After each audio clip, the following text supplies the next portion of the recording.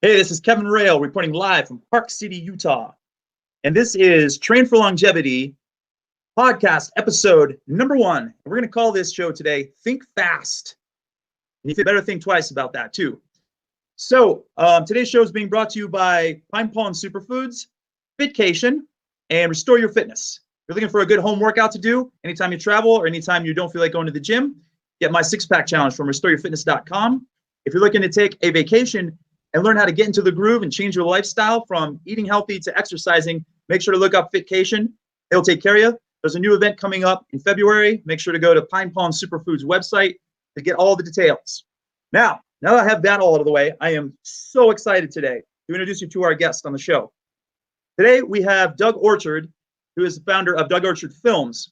He is actually a close personal friend of mine, and I feel honored to have been in 2 of his films, and he actually did the filming for my 6-pack challenge, my home workout program as well. Doug has a very extensive background in restorative arts, classical PE, obviously fasting, which is his latest film, which we're going to get into in a second. And he is a living, breathing example of what lifestyle change can do to a human body, which he will explain to you in a minute. So any further ado, Doug, welcome to the show. Hey, thanks very much, Kevin. And by the way, we should probably mention, we are close personal friends now, but we met by me filming you. And I know a lot of people out there, a lot of people in the fitness world, physicians, scientists. You are the one I'm always texting saying and sending pictures. Hey, can I eat this? What should I do in this situation? Hey, I'm just my elbow's sore, so now what should I be doing exercise-wise?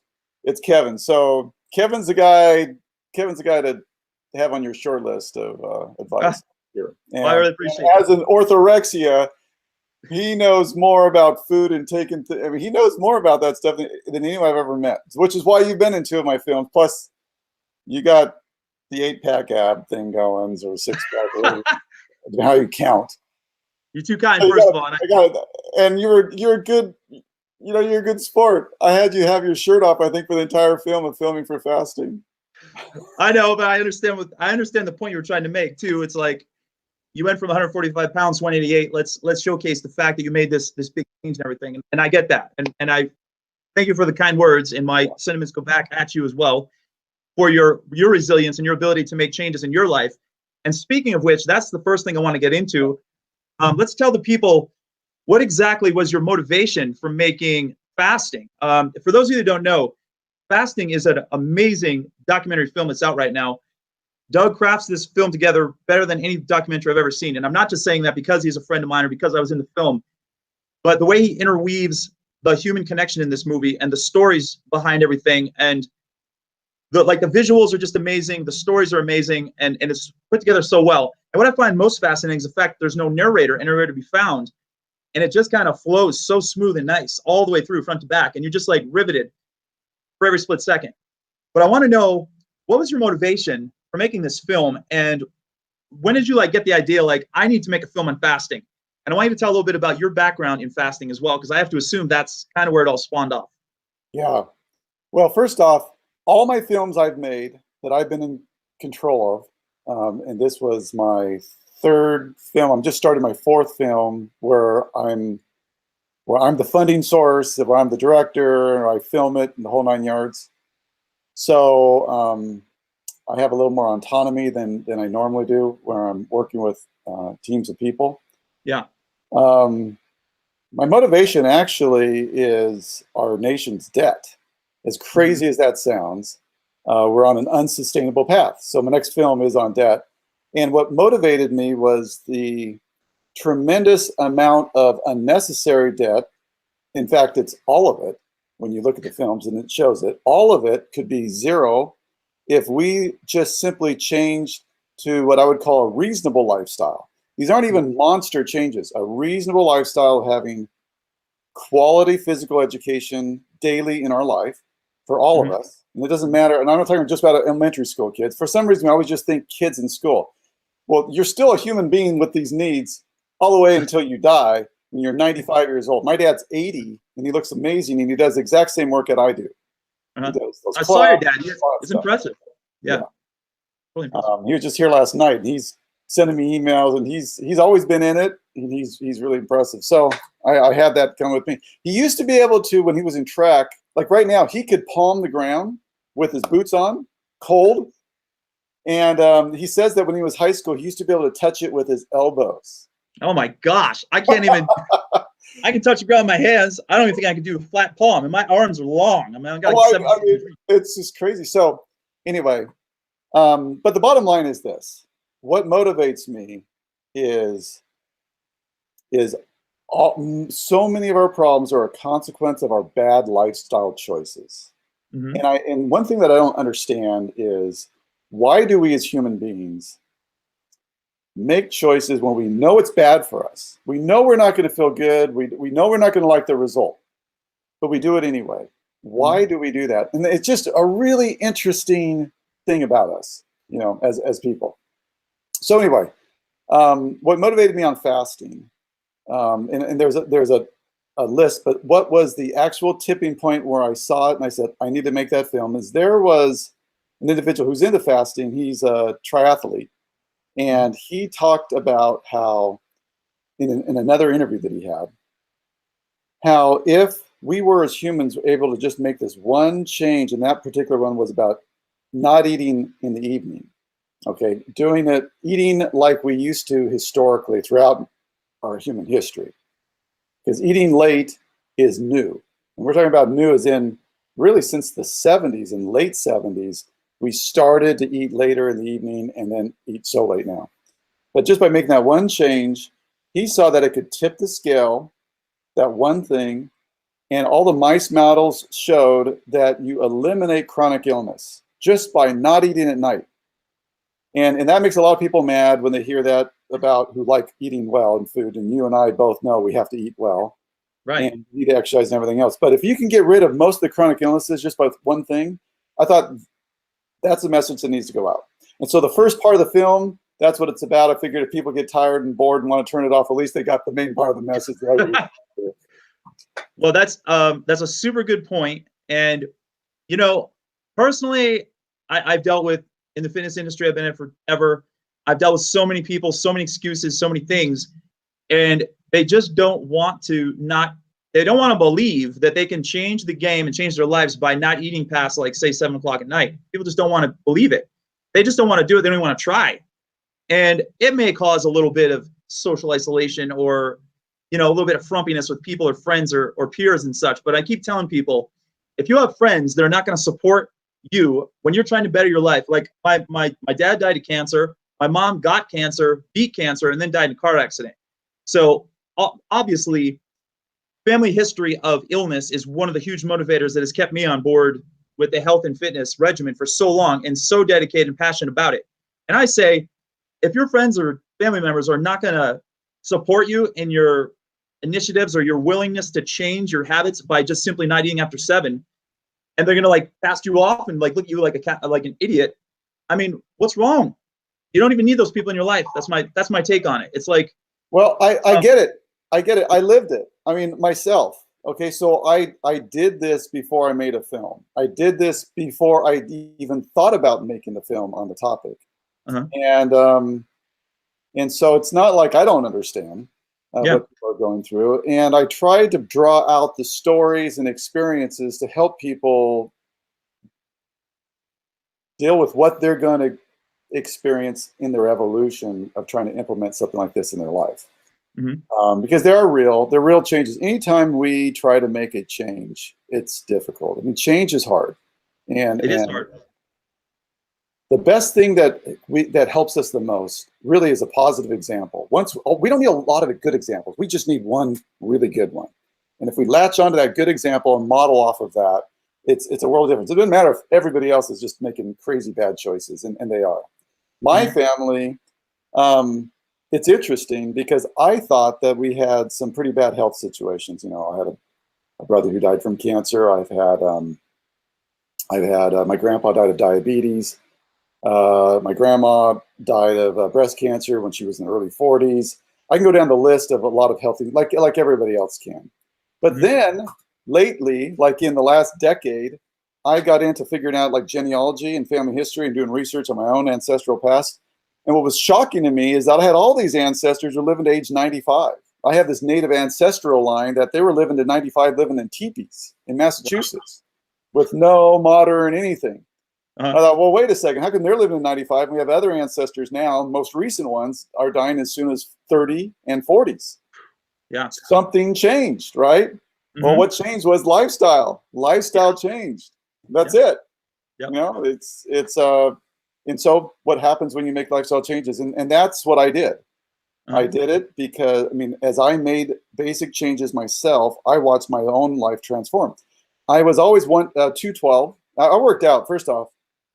Jack LaLanne, by the way, he ate at 10 o'clock and 4 o'clock each day. We know that. And so he was done eating by probably 4:30, 5 o'clock at night.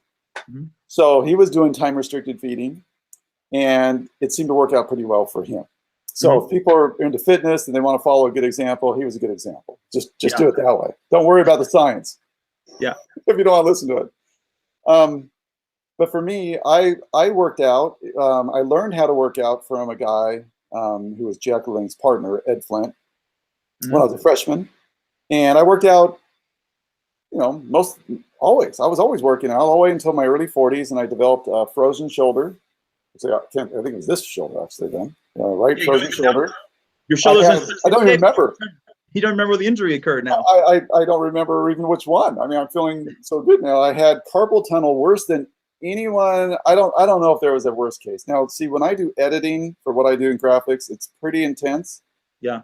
And my hand is sitting here on the mouse, and it's just doing this, or the trackpad, and it's doing that the whole time, from like 4:30 in the morning, sometimes till 11 at night, especially when I'm really into that groove. And it hurt so bad on both hands, but man, my right hand, it just ached and killed.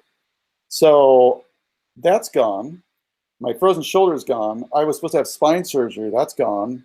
There's a host of other things, but that all happened by using restorative art tools and doing more classical movement patterns.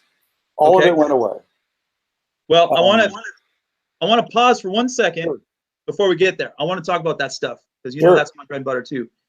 I want to first ask you to describe your personal fasting regimen, and I know also that you had some really good benefits from fasting with your elbow, I think it was too, right? So I would like you to tell the audience what your personal fasting schedule is, and I want you to tell that story that you told me about how fasting, you know, did something to your elbow recently in a miraculous way. Okay, so we all know that, first off, my fasting regimen is I am always done eating by 6 o'clock at night. If I'm by myself, I'm usually done by 4:30.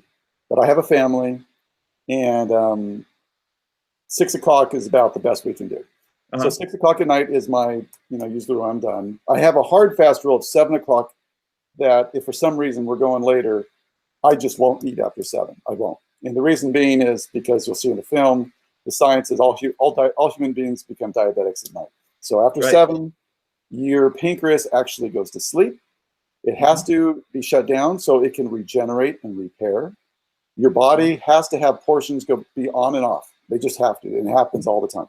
We have circadian rhythms with the light and the sun that's turned on and turned off. We also have processes that are turned on and off by food. And the pancreas and the liver, that's a food item more than a light item, although they do have clocks, but the primary gist of it is when the food is empty, when it's empty. So if you keep eating, what happens, the pancreas is already shut down, so your body's not processing things correctly, and then it creates a pro-inflammatory environment within your system. Something that is easy for cancer to take root and everything else. You're going to become diabetic. All these other things happen because your body was not meant to be taking in food at that time. So I don't eat after 6. And for me personally, I typically don't eat, well, I have a rule not before 9, but like today it was 11:30 in the morning. It's typically after 10 o'clock in the morning that I eat food. So my eating schedule window is typically from 10 until 6 personally. Although a lot of days it's more like a 10 to 4. It's a smaller window. It's 2 meals or 3, depending on what I can fit in. And when I eat a lot. I really, and I eat as clean. From you taught me to eat clean. So the bottom line is, like Jack LaLanne said, if man made it, don't eat it.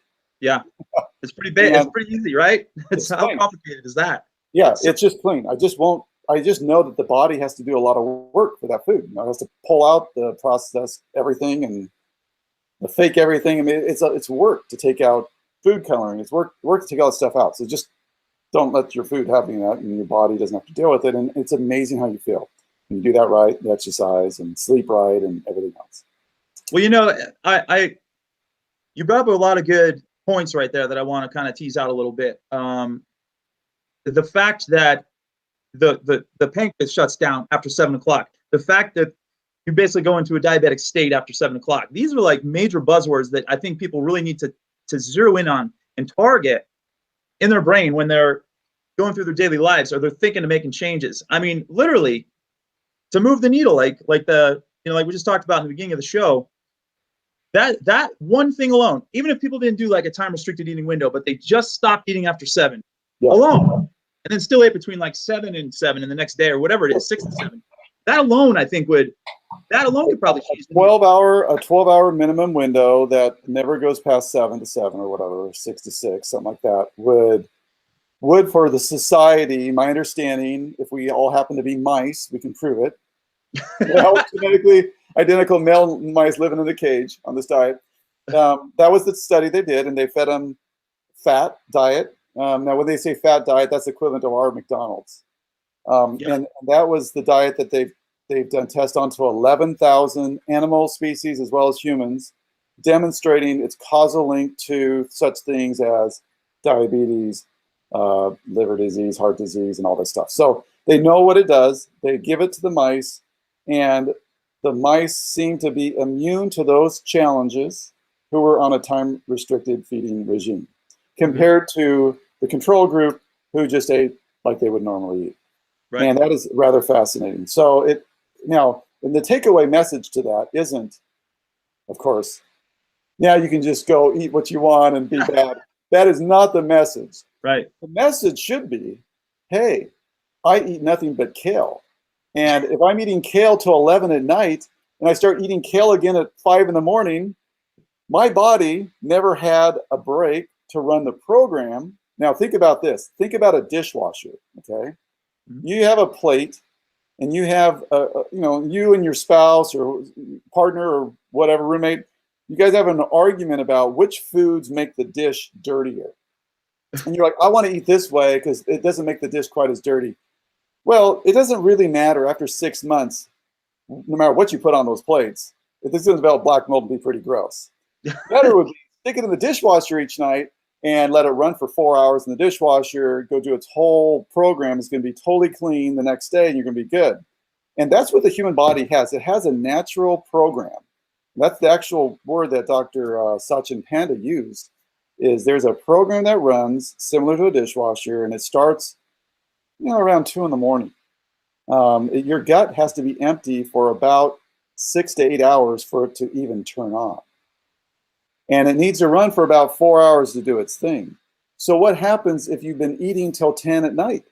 Even if a little bit of protein before you go to bed because your personal trainer told you to do it. Nutrition, your personal trainer told you to suck down a protein shake right before bed, or else your muscles are going to catabolize and you're going to wake up. Exactly. And told you to eat at 5 in the morning. So, which is what people are being told. So even if it's kale, your body doesn't have the time to run the program to wipe and clean everything out. And so that's why we're seeing athletes who are eating perfectly and they're exercising and they're getting the rest they need, developing cancer and all these problems. And people are scratching their head, waiting, how's this happening?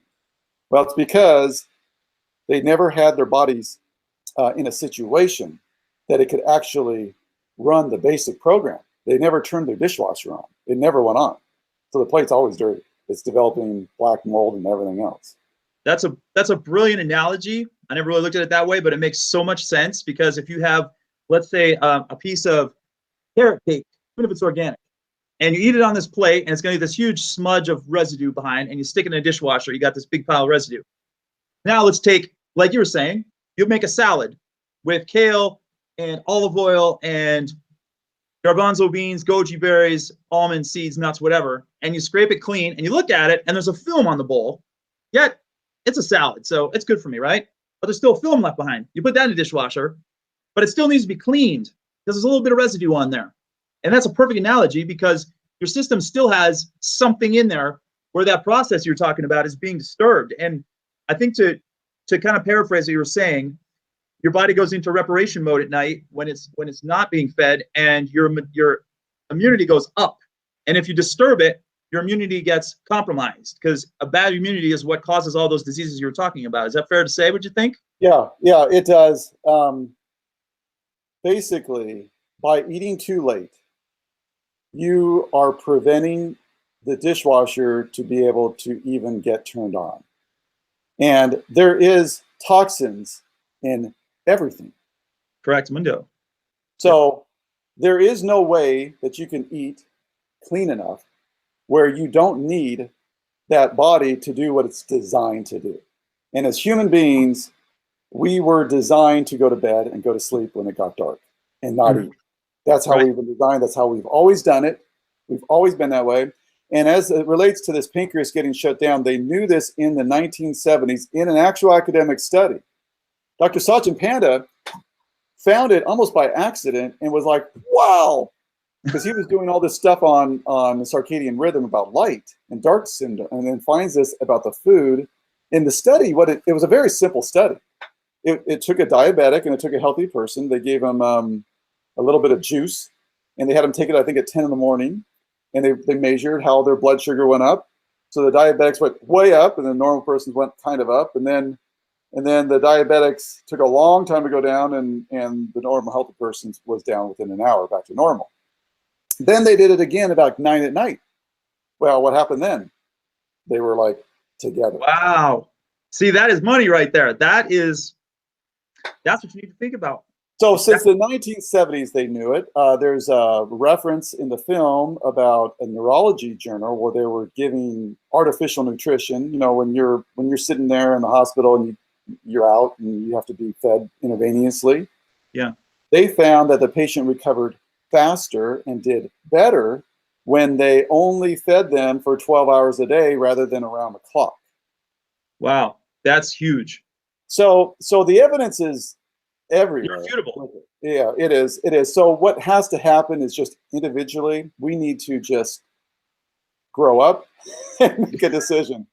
And it's hard because it is fun to go play and party at night. And so you make a decision. It's like, well, what happens if I go a couple days a week and play like that versus, and that's a lot better. And if you happen to be a mouse, according to a study they did, that didn't seem to make a statistical difference. If you like partied on the weekend but ate really well during the week, they don't have any human trials to substantiate that at this moment. My personal experience, because I decided like an idiot to just start pushing the envelope and see what happened.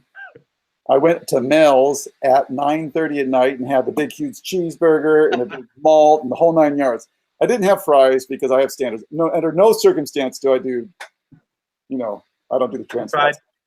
But I did everything else. And the next day the scale's different. And you're feeling like groggy till 3 in the afternoon, and you feel the difference.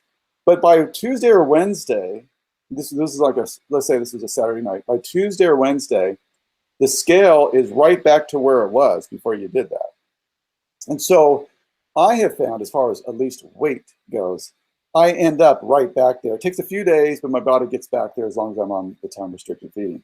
Mm-hmm. I've also found that I did a study from January 12th, a year ago, 2016, until July 4th, 2017. I weighed myself, same time in the morning, every day, and my weight only varied 1 pound by doing time-restricted feeding. And I was a guy, like I said, I used to be 212. I'm in my 170s now. I was 212, ballooned at one point to 224, but always about 212. If I did everything perfectly, I could get myself down maybe sometimes 10 pounds. But I seemed to swing 5 pounds day to day. There was always this huge swing. Yeah. And that all seemed to end. So it was really interesting on that. But you also asked about the elbow story? Yeah. Okay, so I overdid a good thing. I was doing pull-ups, and because the film, The Motivation Factor, the actual title, working title for that originally was One Perfect Pull-Up. And one of the I things— really love that. I love that title, by the way. Yeah. I think it's really awesome. Anyway, that's what it was. But so there was one thing about the high school that was super interesting is they were able to get all the boys, 99% of the school, able to do at least 10 pull-ups, typically within that first year as freshmen. But all of the student body, if you go to student body in that school, 99% of them were able to do 10 pull-ups or more. Some of them a lot more. I mean, they had some boys doing 37. And one of the boys that did 37, I filmed and interviewed. He's a judge now, Superior Court judge down in San Diego. And I asked him, how did he get so good in pull-ups? And he said, well, his brother and he decided to put one of those, standard pull-up bars in the door frame. Yeah. And they did 3 pull-ups every time they went in and out of their bedroom. And because, you're always going in and out of the bedroom, they're constantly doing them. And he thought that was a good thing. And I decided, that sounds good. I'm going to do the same. I'm going to try it. So I did that at my house. And at that time, my office was in my bedroom. So I'm going in and out a lot all the way until 11 at night. And that was no big deal at 3. So I bumped it to 6. And then I decided one day, I could do more than that. So I bumped it to 10. So I was doing between 10 and 12 every time I went in and went out. I only had to do it 5 days before this happened. And because of my age and the constant pressure until 11 at night, never giving my body a chance to really restore the stem cells, a chance to repair, because you're always tiring, even, that kind of volume. I ripped both my elbows, the tendons. And the right one healed naturally within a month, but the left one never did. And I actually got a procedure done after a couple of months, after the 2-month pass on the 3rd month. And it was effective. It was working for about 3 days. And then I went mountain biking, not thinking it was that pulling motion. I re-ripped it. And I realized, wow, now I've really done it. And I was stuck for 4 months. It was just was in agony. And I heard Dr. Walter Longo in an interview talk about how if you fast beyond 48 hours into 3 days or more, it fires up your body's stem cells. And I had a lot of experience with stem cells. So I decided I'll give it a try. And so I did. I think, a 6-day fast or something like that.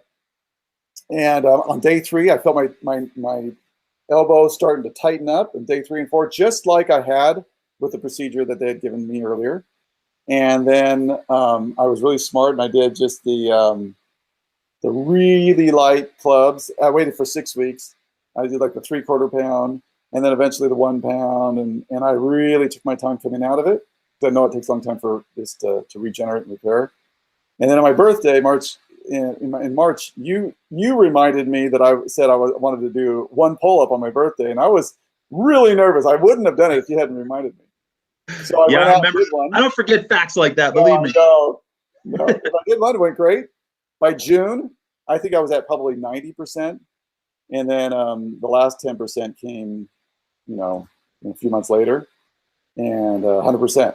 So I had full repair, and that particular injury, all the science and all the research and MDs, they all said the same thing. And anything you look at, if it doesn't repair in those first 2 months, it's not going to repair. So I completely, I came up with a new solution, which was repair your elbow by fasting. Now, that of course would not work on some extreme injuries, but for that one, it worked. And so I wondered, are we being extreme in how we're taking care of our bodies? Are we over-medicating? Are we being more extreme by doing things like surgeries when there may be a less expensive and a less invasive option? And should we be trying this first? Do our physicians understand the topic well enough? Are we, there's a lot to this topic as well, because you had experience of taking things to the extreme before reeling things back, and now you have this really pragmatic approach. And I wanted to really, draw that out, because there seems to be boundaries to fasting. There's 2 camps. There's the camp that says fasting's dangerous, nobody should touch it. And then there's not just 2 camps, but there's 2 extreme camps. That's one extreme. The other one is, it's blue sky. You can fast pretty much anytime you want, a couple of years if you needed to. You know, I mean, and you can never get hurt, and everybody should be able to do it. Well, I have people in the film, and there's people referenced in the film who've died. There's people who have really serious issues. So not everybody can do it without a problem. You know, there are things to think about. And then at the same time, to sit there and say nobody should do it, it's too early. Well, there were a ton of cases where people have overcome huge situations, are alive or repaired, and all these things. And that would only happen, they tried everything else in medicine, and only fasting did it. And in some cases, only a long fast, like a 40-day fast, 2 of those did it. So it really depends. There's a lot to learn here and to be responsible with.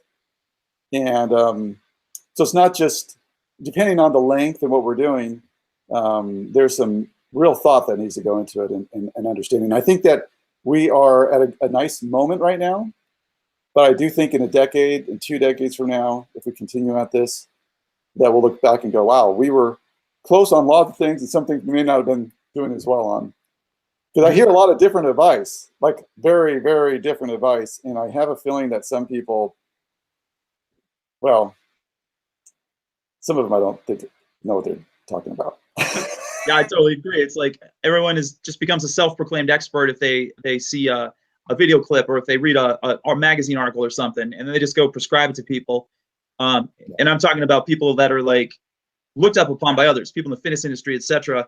I see a lot of hacks out there. I see a lot of third-rate information, and that kind of, I'm not gonna get on my soapbox, but that does touch a chord with me, because I don't like people who are not authentic and who are trying to always, you know, bank on things and act like they know something about everything, and they don't. And my take on fasting is, I do feel it can be a panacea, much like exercise can be as well. But I would also go as far as saying there's a lot of exercise that is not for everybody too. Kettlebells might be my bread and butter, but our good friend Paul out in Australia, he had bad incident with kettlebells, and Ron had some incidents with kettlebells as well when he went through training. So he had backaches and stuff. I mean, what's more basic than doing pull-ups, right? And I ripped my elbows doing pull-ups because I took it too far and I wasn't wise in how I did it. And so there is a sweet spot. Right, the sweet spot. That's the money. There's a sweet spot with everything, and that's the way I see it as well. And I would love for like all of the medical practices to get together and just join hands for a change, instead of always dodge-jacking. Like Eastern medicine says one thing, Western says something else, and they always seem to be butting heads. There's got to be a middle ground where we can all just join hands and live happily ever after. And when clinical intervention is absolutely needed, great, send someone over there to the doctor to get surgery or whatever they need. But let's give fasting a try. Let's give alternative medicine a try. Let's try chiropractic. Let's try Tai Chi and all these other things. And let's just blend it all together. And whatever someone needs, give it to them. And don't, like, I just want to try to eliminate greed from the picture and ego from the picture. And I just want to live a happy life and just hug everybody. And that's really what I want to do. Right. You know? Well, you know, the reason I made the film the way I did, I mean, you said, you know, there's no narrator, is I wanted to get out of the film, out of the way of the film, not just for liability reasons, but that's one of them too. I feel like fasting is a really beautiful human experience that we all have some kind of connection to. And I wanted to just simply show fasting. Here it is. And so I knew I had made 2 decisions right in the beginning, before I even filmed my first shot, that this film was going to be different than anything I've ever done, or really anything I've seen. And my apologies to any filmmakers who have films that don't have a narrator, charts and graphs. I'm just having a tough time right now thinking of them, but there might be plenty. But most of the ones that you see right now, especially if they're on food, they have a narrator that takes a big chunk of the thing, and they have a lot of charts and graphics and really pretty fancy stuff. And I decided I didn't want to have that in there at all. I wanted to, and it is so much more challenging to make a movie and have it be somewhat interesting and have a flow without those 2 things. It's hard. There's a reason why documentaries always do that. And so it was an artistic challenge that I kind of liked, just because it was so hard. And we always like to do something that's hard sometimes. And so I liked it. I wanted it to be special. I wanted this to be timeless. I wanted people a decade from now, 2 decades from now, to go back and watch this film and say, yeah, that's the film. Kind of like Endless Summer for surfing documentaries or whatever, that there's this thing that people are still watching 50 years from now and going, man, that was really, it's like it was just made. I mean, it's still totally relevant, and there's nothing wrong in the film. And I wanted to do it in a way that would be hopefully the case. And that's what I was aiming for. At the same time, I wanted to show that there were boundaries to fasting and why. Well, my daughter's alive right now, who was born with a congenital heart defect. Congenital birth defects, heart defects are the #1 birth defect, are congenital heart defects. And my daughter was born with one, and a big one. I mean, she would have been dead in 5 hours after birth if there wasn't a drug that kept her hole in her heart open long enough so they can go in and do a surgery. No fasting would have fixed that for her, okay? So the point is, it's not a panacea for all medical conditions. However, from what I'm seeing, if we could live as a society time-restricted feeding and incorporate maybe for some more challenging, prolonged congenital or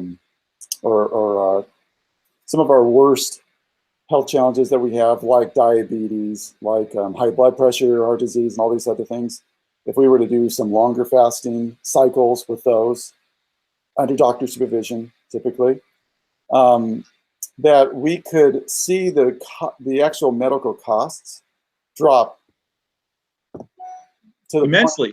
It's astronomical. Not a problem.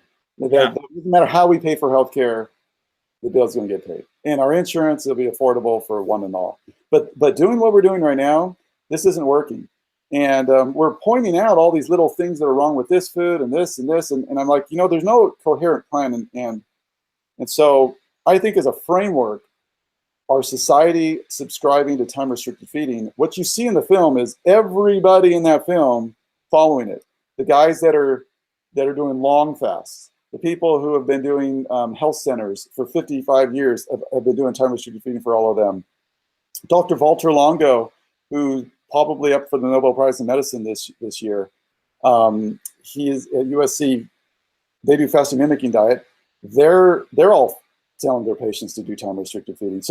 So there are some areas that, even though you're getting very different camps of the areas that they're focused on and competent on, that they all do agree that we shouldn't eat at night.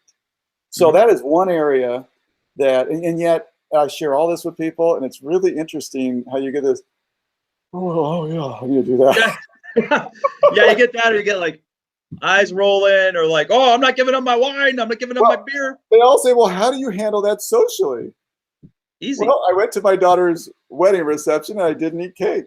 It worked out just great.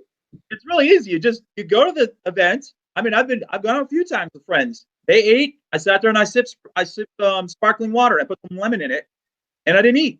Or if they're drinking, I'm not drinking. It's that simple. You can still be sociable. You can still go out. You can hang out with people. They'll look at me and they go, man, you're really in good shape, and blah, blah, blah, blah, blah. And they'll sit there as they're, chatting, and I'll explain time-restricted feeding to them. Like, I've become a lot better. I'm not quite like that anymore, but I used to be really bad. And my wife coached me through the years and said, hey, but it doesn't matter. Like, oh, I need to do that. Oh yeah, I need to do that. And then the next time I see him, oh, I need to do that. I don't know. It's an interesting thing. I always thought that once a person knows, everybody would follow it. And what's interesting though, is that the fasting documentary and the motivation factor are being used now as core curriculum required viewing in a lot of university nutrition classes and exercise classes throughout the country. And that's growing really rapidly. That's where I'm getting most of the requests for, I want a hard copy, I need this, or all this stuff, are from the universities. And so it's interesting that they like that. As far as criticism for the film, it's people who really don't know anything. Like, I mean nothing. They followed one blogger, they like what that person said, they see there's other modalities of fasting, and they just seem to be bothered that it even exists. And I'm like, the humans are very different. All the modalities, there is value to them. You don't need to subscribe to them, but you don't have to just sweep them on the rug. We are learning from all of them, and everybody's experience is interesting right now. And I think all of that learning, like you said, is very important right now at this juncture of time. Yeah, now is the time. I feel the atmosphere is very ripe for something like this. It's very needed and necessary. And I do feel that if people just make the simple change of not eating late at night and even aim for like a 12-hour eating window every day, that can just have astronomical effect across the globe, whole universe. But I do have one question for you, Doug. And this has been posed to me a couple times by like 2 people. Is fasting a fad? They literally looked me right in the eye and they said, this is going to be a fad just like everything else. I've heard it posed a couple times by people. I totally disagree. Fasting has been around longer than both of our great-great-grandparents. And I think it's just finally, we both have been partaking in some form of fasting for years, both of us. But it's just starting to become a prominent thing now. What is your take on those people, the naysayers that say fasting's a fad, it's going to be here and gone, you know, like yesterday's newspaper? Okay. I think that the part of the fad that is, I'm a blogger. Someone's a blogger out there, right? And they decide fasting's really hot. I'm going to try a tea fast or something. Now I've done it. I'm going to write a blog on it. And now I'm an expert on it. And I'm giving advice. And I'm selling an ebook on it and whatever else. I think that part of fasting fad is a fad. Mm-hmm. I think not eating at night is just a weird, or eating at night is a weird anomaly in our human history that has happened since the 1970s. And we know that, as it's referenced in the film, by the longitudinal studies that have been performed, where they measure things about how often we're eating and all that. And we know that people didn't used to eat 6 meals a day. That is relatively new. And with that novelty has come an increase in a lot of other factors in dietary excess, coupled with, at the same time, really bad food. And with all of that, getting yourself off sync with the circadian rhythm, not getting early morning light. We have a longer clock. Our bodies are on a longer clock per day than the Earth's clock. So we have a tendency to get off and want to, our clocks are off, everything gets off. And as we get further and further out of beat with Earth, our body's clock, our health is tasked. And our bodies have to work harder. And all we need to do is get that early light. We need to go to bed earlier. We need to not eat at night. There's some basic fundamental things we need to do that gets everything back in sync. And when we're in sync, we're feeling really great. And I noticed over the whole Christmas, New Year's holiday thing, for the first time in 5.5 years, I got the flu. I got sick. And I wasn't getting outside. It was overcast. And I got myself off. And it was really interesting to see how badly I had a tough time I had falling asleep. And I always fall asleep, typically, like almost instantly. And once I was able to start going out, exercising, getting the sun, doing the whole things, my normal routine, boom, I'm asleep like instantly when I go back to bed each night. And so all these things are factors in our health. They are. So is it a fad? Only that little part of it. What I think we're going to see, and of course it always has existed in religion. I mean, it's very difficult to find the origins of fasting inside religion. In the Christianity, Judeo faith, they will cite chapter 58 of Isaiah, because he has a whole chapter about this fasting idea and what you do for it. And part of it is to give to the, basically use the proceeds you would normally be using and donate it to the poor and all these other things. However, in the chapter, he says, why are things going so bad for you? Because you've stopped fasting. You're not doing fasting right. And so obviously they knew about fasting before that, or else he wouldn't have said it that way. So it's something that existed. And that was 800 BC, by the way, when he wrote that. It's been around for a very, very long time. We really can't find any human experience that did not involve a form of fasting. So is it a fad? No, absolutely not. And that's the other thing. The word fasting, we're talking about so many different things. We're talking about not eating at night. We're talking about a 24-hour religious fast or whatever. We're talking about a 48-hour fast. We're talking about a 5-day, cleanse kind of a fast. We're talking about a 7-day, or we're talking about a long fast. What do we mean? Well, we're using the word fast. And so it depends. Those are all factors. And that's one of the problems with the word fasting is it's, and intermittent fasting didn't exist, my understanding, before 2009. intermittent fasting, a lot of people aren't aware of this. I just got this last week. I went to eat the BBC, and then I went down to USC for an interview, and I went to USC afterwards. And they told me there that the person who wrote the first book, the Fasting Diet book, back in 2009, that did really well, 2010, I believe, 9 or 10, that individual was working with Walter Longo on developing a fasting diet. And Walter Longo was like, hey, we can't do this 5-day fast and just give it general advice to everybody, because if they're on this kind of drug, they'll have a problem. These certain people will be dangerous because they have doctors. Because I want to have a diet, but so we came up with this idea of just fast like a couple times a week. Just fast like, this day, and then do another 24-hour fast this other day. And that was the birth of intermittent fasting. Interesting. It had a basis of nothing. And that's the one thing everyone's like, oh, it's so exciting to go do intermittent fasting, which actually people are now looking at my film going, how come your film doesn't really talk about intermittent fasting?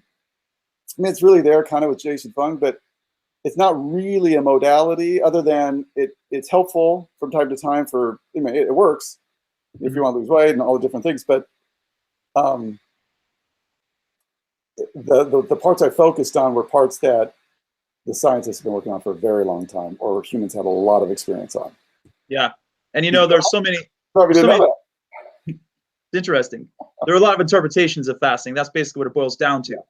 You've got, like you're saying, you got juice fasting, you got time restricted feeding, you got intermittent fasting, you got extended fasts, prolonged fasts. I mean, the list goes on. And Dr. Fung actually explains really well in the film when he says there is no one size fits all for everybody. It's just like when people come to me to work out, there is no one size fits all. Everyone has a different thing they need that's going to benefit them the best. And I think looking at fasting as a kind of more like an amorphic type solution to things is the best way to do it, because I may be able to survive easily on doing 8-hour windows every day and then fasting 48 hours once a month, which is pretty much what I do. And someone else, that may not work for them. They may need to do like 15-hour windows or even 12 hours. But I think the bottom baseline take-home message with fasting for all of you out there is very simply try to stop eating at 7 o'clock at night before then, and try to at least get a 12-hour fasting window. And I suggest every day. I know there's that 5-2 rule, and that's a little bit fine in science maybe, but in reality, if you eat healthy 5 days a week, and then the weekend is coming, and then you just go for it on the weekends, Saturday and Sunday, and you're watching football and eating wings and eating cheese fries and stuff all day long, and then Monday comes, you're probably going to feel sick and bloated, first of all. But secondly, if you're like an emotional eater, or you're susceptible to trigger foods like sweet things or salty things, you're gonna have a really hard time getting back on track on Monday morning as well, or Monday afternoon, whenever you decide to eat again. So to me, it's smarter to aim for the shortened window every single day of the week, 7 days a week. And if you want to have, I don't like to use the word cheat meal because it just sounds so cliche to me, but if you want to have pizza or you want to have French fries or something like that, have it, but stick it in your window, right? No French fries. What's that? No French fries. I know you're against the acrylamides and deep fried foods, and I don't blame you. Fried just doesn't happen no matter what I do. Well, that's ironclad discipline. But anyway, I think that really is like the take-home message for me with fasting. And we're starting to run short on time, but I want to get to, I at least want to talk a little bit about restorative arts and about the SE routine and the motivation factor. So if you can give us a little quick rundown of those, it'd be much appreciated. Yeah, sure. So the film, The Motivation Factor, of course, focuses on classical physical education and how its absence in the lives of citizens today at every age group is root cause for so many of our major societal ailments, including at the top of the list, mental health problems, depression being the biggest one. Number one disability on earth is depression. It is root cause, the absence of it is root cause for a lot of our chronic health challenges that we're facing, for the entire flat line in our corporate productivity. When you're feeling cruddy, when you aren't bringing it to work, you're pushing off the more creative or the harder things for another day. And that's adding up at the societal level on our own creativity, ingenuity, and ultimately our quality of life. So that's impacting everything in our society. Another factor is it's impacting unity. When you go out and exercise and hard, you're coming back and you start thinking like, you know, I'm interested tonight in maybe gathering with my friends or my family. You're thinking about doing something with people. If you do nothing that day, you don't exercise, you don't do anything productive, you just kind of whatever, then all you really want to do is veg by yourself. You want to watch a movie, you want to play a video game. It's more isolation. We have 25% of our population now say they don't have one friend that they can discuss an important matter with. And that doubled. And in a perfect unity or the inverted relationship of as exercise patterns went down, the problems of lack of unity went up. Okay, so well, that's interesting. I don't really know if anyone ever looked at it that way. I mean, obviously I have, because I talk about unity in the film, but that is very interesting about the relationship of exercise and what impact it can have on your personal relationships with people. Just simply exercising alone. I assume that's what you mean. Not even like working out in like group classes, but you're just saying like across the board, if you work out and exercise, it just brings something out. Maybe it's like an endorphin release or something, and it makes you want to be more social with people. You're more interested in interacting with other human beings socially when you exercise, and there's a certain chemical release that takes place in the brain, probably similar to when people start drinking or whatever else. I mean, I'm not sure, but exercise gives us that. So we have to exercise. We have to move. And productivity doubles, at least for me. I incorporate movement. I'm standing right now. You're on my desk. And it's I can tell you're standing up. I don't have a chair. I don't sit at all. I wake up and I go to bed, and I mean, I'll sit down once usually to eat dinner, but otherwise I'm standing, I'm on my feet or whatever. I don't. So, and then I incorporate every hour in the hour, because you taught me that if I were to just do a 2-hour workout or something like that in the morning, then sit all day, it's more deleterious to my health than if I had a shorter workout, maybe an hour workout, and then incorporated movement maybe every hour in the hour throughout the day. And so that's what I did. And I found my productivity doubled 1 year to the next. And what I could do at 2 in the afternoon to 5 in the afternoon replicated what I used to do between 8 in the morning and 10 in the morning. And that was just huge for a person who's trying to get hard stuff done, creative stuff that I used to just push off to the next morning because I couldn't deal with it in the afternoon. And I've been doing so without any kind of stimulants or anything like that. So all this kind of comes out in the motivation factor. It shows it's a comprehensive look at why we must exercise, using as the chassis for the storyline how they were doing it 50 years ago in a school, and how there's a school still doing it, and the impact socially and everything with them, not just personally, but when people exercise together, racism and all that nonsense goes away. That's missing. And what would happen if all of our corporations, and we're doing that everywhere, we can just get rid of all this nonsense that's occurring in our nation right now so quickly by returning to an experience where humans were to exercise physically together. And it used to be they did group dance too. I mean, all the things that we used to do as people to keep it all together, most of those we have stopped, and we are reaping, we're feeling it. Yeah, you made a lot of good points there, and that's one thing I love about your filmmaking is you target areas that are often overlooked and not looked at as a solution or as a cure or a fixer for the state of our union, our nation as it is right now. And it's very provocative information, and it really opens your eyes and makes you think about it. And it's funny you mentioned dancing, because I spent about an hour last night on YouTube looking up all these old country line dances I used to do, and I was trying to remember them. And I just got into this groove, and I was like, just watching them alone, I just feel my brain stimulation just going, and I'm trying to like replay them in my mind to see if I could rehash them, because I know we talked about, complex movement patterns. And that's one of the basic things when it comes to like Indian clubs and maces and meals, is you're always crossing the midline of your body, which is automatically a big way to engage your brain cells as well as your physical body as well. And when you're doing two things at once, going the cross over like this with Indian clubs, or if you're doing like crossing with a meal, and you have to like memorize the reps you're doing, you have to memorize the pattern you're doing, you got to memorize your form, and then you got to make a transition to the other side. It's just so magical and wonderful. And that is one of the things that I absolutely love about fitness, is getting as many circular and spiral and figure eight patterns into my workouts as I can, regardless if it is a implement, a restorative arts tool, or if it's my body alone, or if it's a sand bell or a medicine ball or whatever. That's kind of all I do anymore is I craft my workouts around complex movement patterns. And we always talked about dancing being one of those things that's super good for the brain because it's physical energy being exerted. So it's going to release endorphins. And then you have to concentrate on the pattern you're doing, the steps you're making, all these other things. So that's one of the things I absolutely love about it. And I think I can speak for you when I say that as well. Yeah, and whether you're doing something like the strength and endurance routine, which was the ground exercise they were doing at La Sierra, the calisthenics, and they did it all together, and you're doing it in unison as a group, which the Marines now, starting January 1, have started doing that workout. That's now their workout, which is super exciting as a result of the film. That's awesome. You're making a difference if the Marines are picking it up. Yeah, it's a Marines workout now. So now those who want to just work out like the Marines can follow the Marines if you weren't impressed with what the school is doing.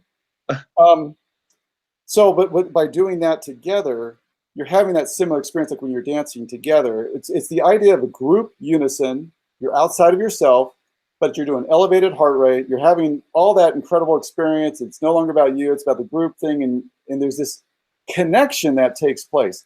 It'd be interesting to really explore what really goes on there. I mean, I didn't have the time, bandwidth in the film to really get into that, why that's doing that, but other than the fact that it's doing that. And so what we've seen is unity take place, more interest in other people take place. All those things are good.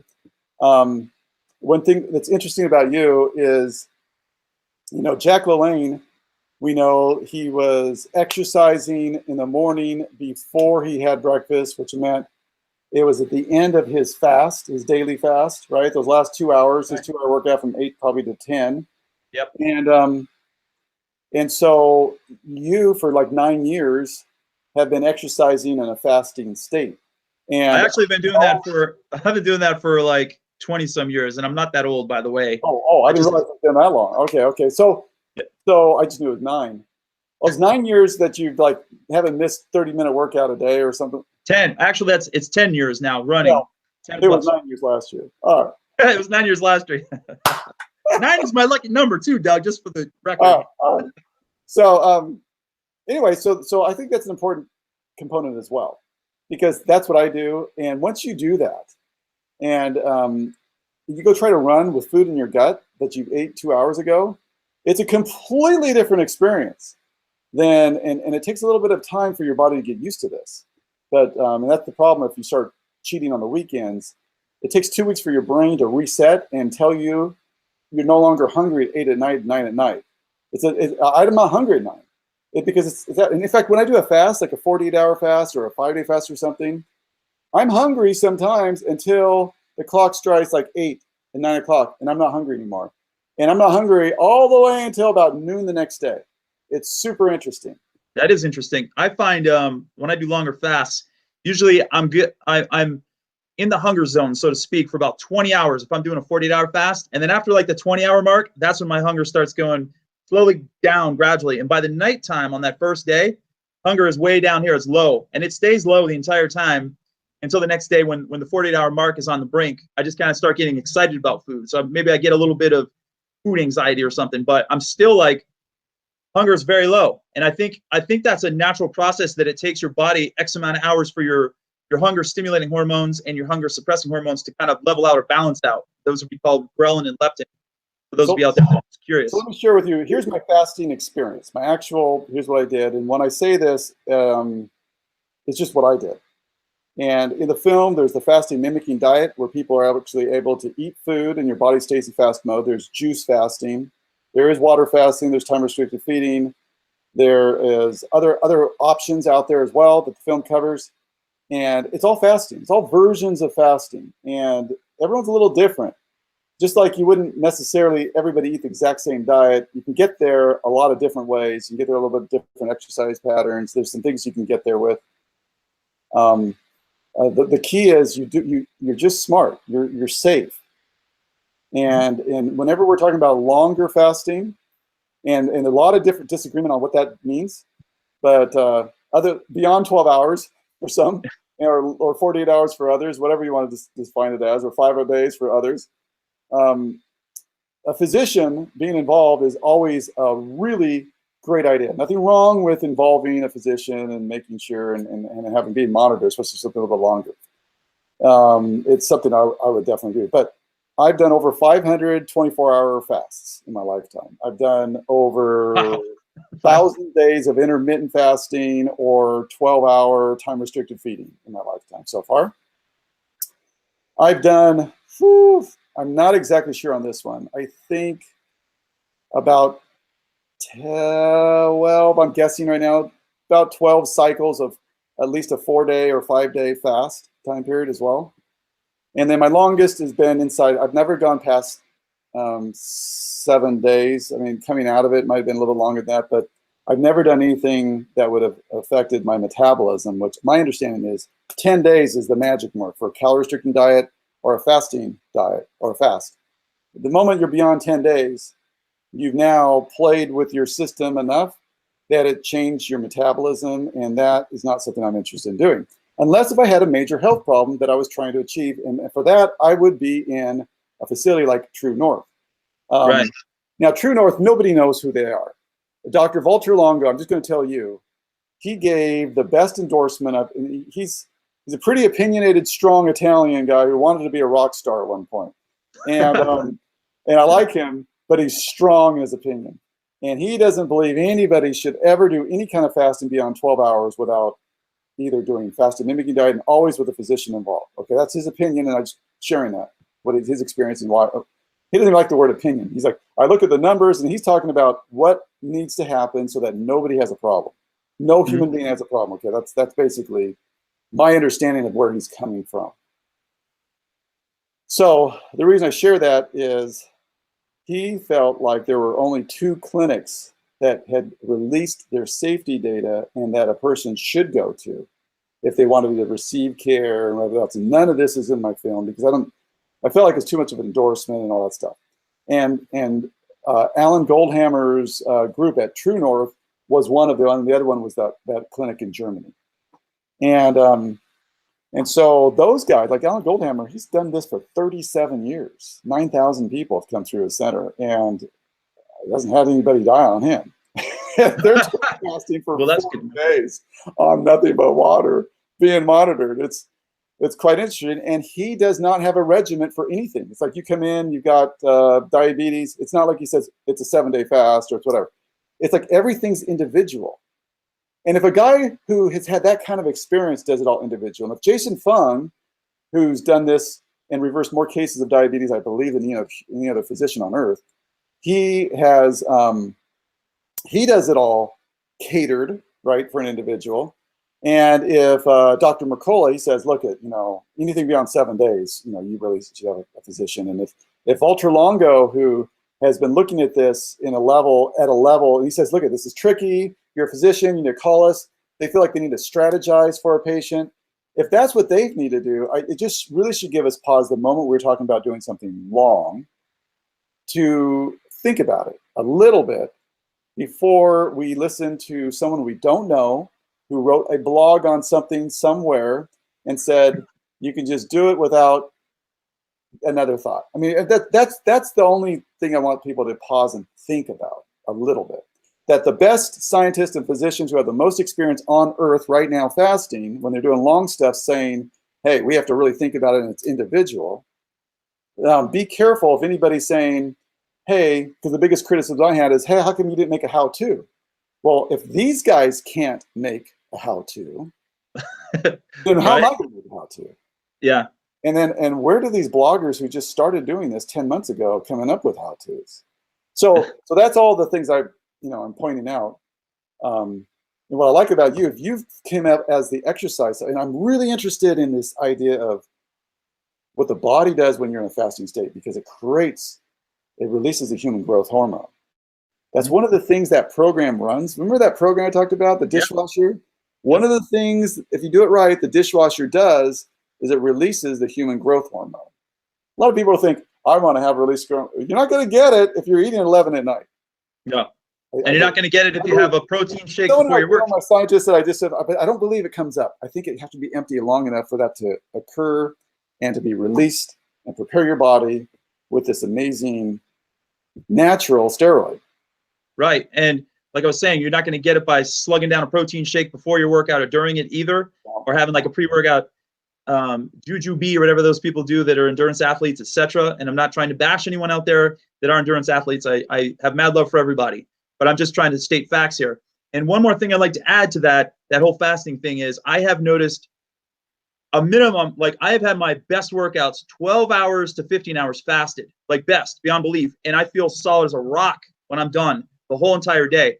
And one thing that Dr. Fung said in the movie that really resonated well with me is at approximately 4 to 4:30 in the morning, we go through a process where your body releases a natural amount of growth hormone, testosterone, and adrenaline to get yourself fired up for the day, basically. Your body just knows. It's like one of those instinctual things. Now, I agree that there's no one size fits all for everybody when it comes to diet, etc. But there are some baseline things that are completely the same across the board. That is the circadian rhythm aspect and the way your organs work in conjunction with the time of day and the time of night it is. So to me, on that, if you go through the night without eating, and then you get that surge at like 4:30, and then you get up in the morning, drink some water, and go to the gym, work out at 5 or 5:30 in the morning like I do, you're already going to have that surge to start with, and then you just add to the surge, right? That's the way that I see it. I would love to be part of a study to find out exactly what's happening. I'm not seeing any disagreement. That's the point I was trying to make in the film. The experts that I interviewed with what you just said, that part everyone seems to be in agreement on. That's the one part that everyone's like, yeah, that we're good. In fact, technically, it's not fasting. You're just not eating at nighttime. Your body really, by definition, is never meant to eat. But you are breaking a fast, which is why breakfast is the name for it. You are breaking a fast. It is something you should do every day, but it doesn't meet some of the technical definitions of fasting, like a longer fast would, which fires up your stem cells and does these other things. It's just what is supposed to happen. So yes, I think all human beings should be doing that. My understanding, now I'm not a doctor, this isn't advice, and so if you're a heavy diabetic and you're doing crazy amounts of insulin and you're doing something 9 and 10 at night because your doctor said to, don't just stop because you're hearing this. I mean, I would communicate with your physician.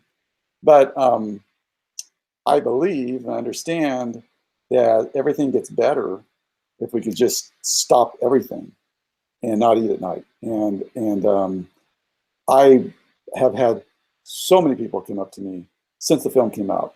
It's every day. They say, hey, in 1 week, I mean, the guy that I'm doing a film with next, he wrote me, he says, hey, I watched your film on like a Monday. I did time restricted feeding that night. By Saturday, I had lost 6 pounds. He lost a pound a day just by not eating after 6 at night. And that was it. No change in anything else. And then I talked to another guy, it was 7 pounds in the same time period. And these are men who are over, they're probably all carrying about 20, 25 pounds on them that they shouldn't have. And so what's happening is their body's just getting them right back to where they're supposed to be. It becomes pretty dang interesting. It's recalibrating. So, yeah. So it's just part of it. Part of what needs to happen. And getting back to your restorative arts, that was, Indian clubs and Persian mills and all that stuff. That was part of classical physical education throughout the history of mankind. That's People awesome. used to have to move. If you couldn't move well, then you didn't eat. That impacted your ability to make money. Today it doesn't impact as much, but it did then. And so even though they moved way more than we do today, they also did restorative activities that restore their body to a natural state. And that incorporated things like Indian clubs, Persian mills, wands, the mace or the gada, all these kinds of really basic tools that feel amazing, that require a lot more training than it does to just go sit down at a machine and push it one direction, looking at a little chart that sometimes some people get those wrong, but most people can. There are some Facebook funny videos that go around. But otherwise, how do you mess up on that? But an Indian club, you just pick up 2 clubs. I mean, it takes a while to figure out they're like a musical instrument. So it does require a lot more training. That's what physical education used to be. 1/3 of education, PE, used to be focused on restorative arts. And that part is missing in all programs that I see out there right now. It's just not there. And what's super interesting for me in looking at you is that's like a core of who you are. And I've been making most of my workout with just those. It's what got me back in shape. And then I found out they're pretty good just for fitness too. Like, Yeah. Amazing. Yeah, I don't go a workout without Indian clubs, or there's a Indian clubs or a gata or a mace or a meal in my hand. Every single workout I do, pretty much 7 days a week. And they're one of those things that just make you feel so amazing. You just can't get enough of them. And it's kind of like yoga. You can do yoga every day, and you can do these tools every day too. And that's what I love about them the most. Yeah. So anyway, it's been a great show. We got to wrap up here. Doug, thank you so much for spending time today talking to me. You had such valuable information for the people out there. Is there anything you'd like to say signing off, or how can people get a hold of you? Where can they follow you? Where can they find you? Yeah. Thank you.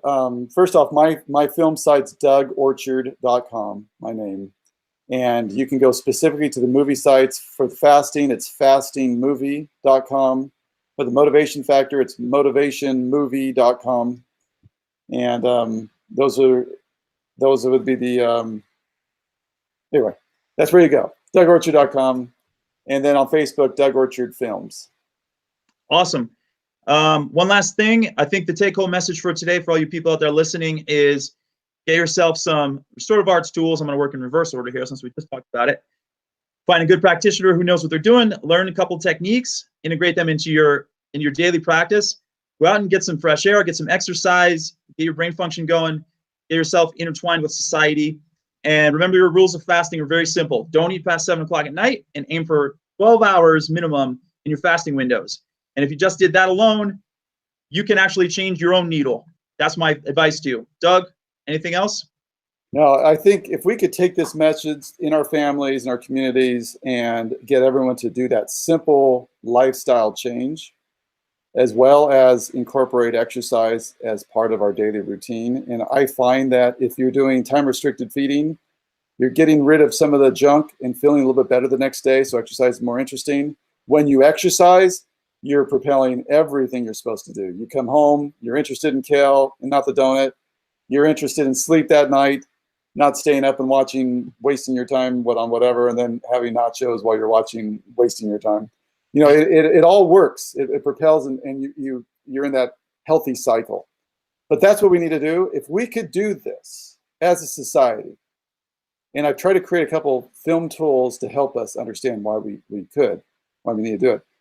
We have a fighting shot at dealing with our national debt, which is spiraling out of control.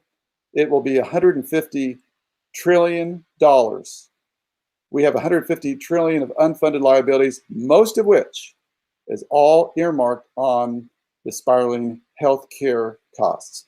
We cannot ever have a future if that becomes our reality. And the projections that we have, and I've been following since 2003, our reality's been worse than all projections thus far as it's become closer.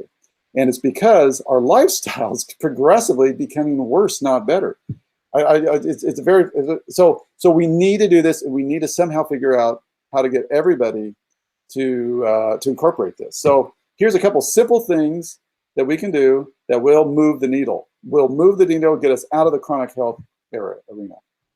All right, that's a perfect ending message. So if you didn't catch any of the beginning part that we talked about, take that with you, people. Listen to what Doug had to say. Listen to what we had to say together today, and just make those small little steps, and those little tiny gradual steps are what makes huge change down the road. Remember, it's always about making small, measurable, action-based steps, and that's what's going to create the biggest amount of change. Till next time, this is K-Rail. I am signing off. Thanks for being on Train for Longevity podcast today. Stay tuned for our next episode coming up next month, and make sure to go to Pine Pollen Superfoods and get yourself some pine pollen, and check out the next Fitcation coming to Panama, I believe, in February. And make sure to go to restoreyourfitness.com to get my 6-pack challenge. And then you got yourself a workout right from home. Till next time, take care. Thank you. Thanks, Doug.